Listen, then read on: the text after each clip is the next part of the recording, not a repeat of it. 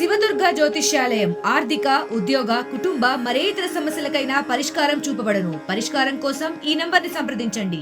Anantapuram urban ticket Vaikuntham Prabhakar చౌదరికి కాకుండా Daggubati ప్రసాద్కు announce చేసినటువంటి Telugu Desam party ఇటువంటి పరిస్థితుల్లోనే ఇక్కడ భారీ ఎత్తున నిరసన కార్యక్రమాలు నిర్వహిస్తున్నటువంటి నేపథ్యంలో మనతో వైకుంఠం ప్రభాకర్ చౌదరి ఉన్నారు. ఏం చెప్తారు ఆయన మాటలు వినే ప్రయత్నం?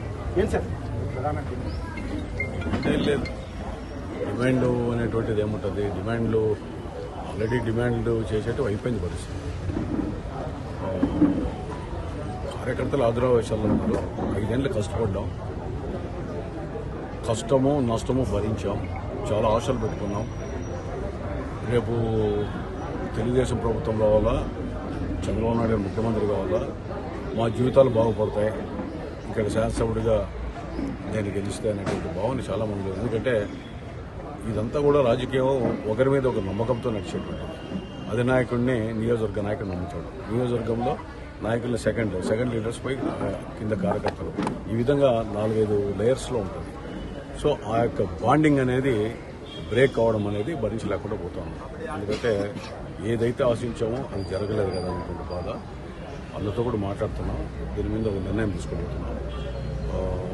యాక్చువల్గా రేపు ఎల్లుండో జిల్లా వ్యాప్తంగా వివిధ నియోజకవర్గాల అంతా కూడా మాట్లాడి ఒక సభ నిర్వహిస్తున్నాం.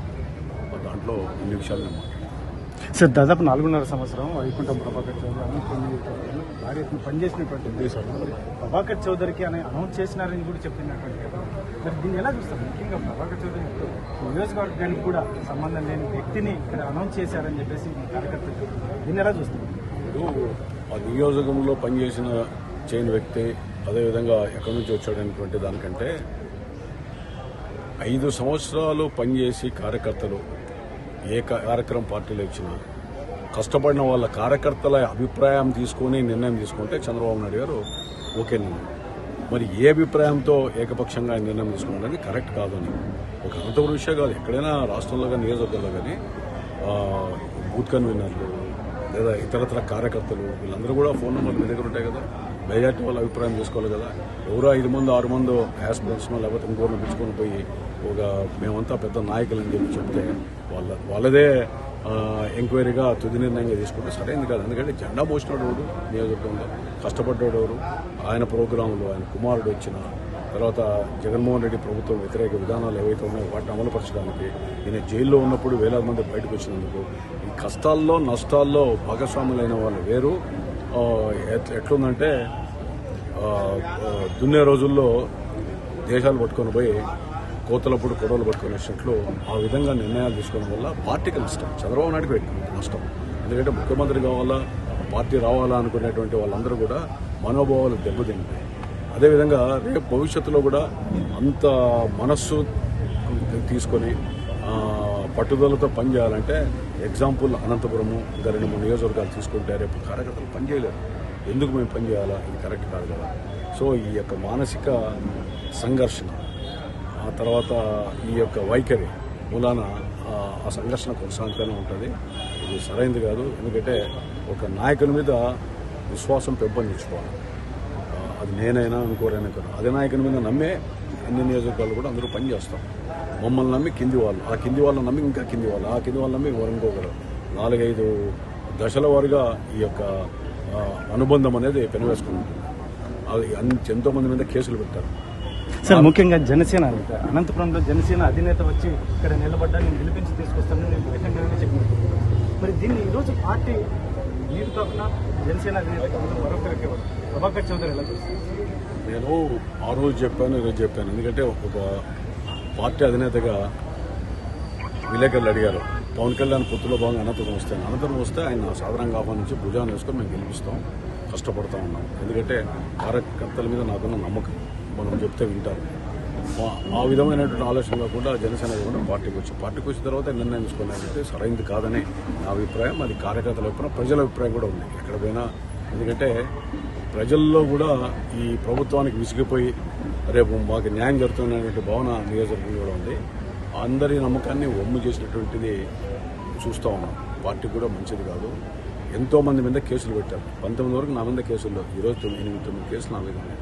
చాలామంది మీద కేసులు పెట్టించుకొని, మహిళల మీద కేసులు పెట్టించుకొని, తర్వాత దిష్టి బొమ్మలు కాల్చి, అంటే ఎవరి కోసం ఇదంతా? జగన్మోహన్ రెడ్డికి ఏం శత్రువు కాదు కదా, వైఎస్ఆర్సీపీ పార్టీ ఏం శత్రుత్వం కాదు కదా.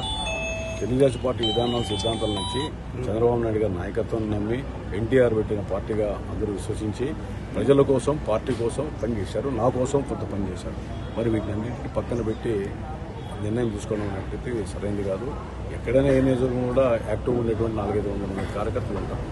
500 మందే పోయి ఓట్లు వేయించారు కదా, మా అంటే 1000 మంది కార్యకర్తలు ఉంటారు. వాళ్ళ అభిప్రాయాలు తీసుకున్నా కూడా వాస్తవాలు తెలుస్తాయి. మరి ఆయన ఏ రకంగా ఆలోచన తీసుకున్నాడో అదే పార్టీకి మంచిది కాదు. భవిష్యత్తులో పార్టీ కూడా ఈ విధమైన నిర్ణయాల వల్ల పార్టీ నష్టపోతుంది తప్ప వేరేం కాదు. నేను ఎమ్మెల్యే అవుతానా కాదా అనేటువంటిది ఆల్రెడీ ఎన్నిసార్లు అయినా ఒకటి నా విలువ నాకు ఉంటుంది సమాజంలో కానీ ఇంకోసారి కానీ దానివల్ల సమాజానికి ఉపయోగపడే పరిస్థితులు లేనప్పుడు, కార్యకర్తలకి ఆశలకి అనుగుణంగా, వాళ్ళ ఆశయాలకు అనుగుణంగా, వాళ్ళ ఆకాంక్షలకు అనుగుణంగా లేనప్పుడు నష్టపోయేది పార్టీ.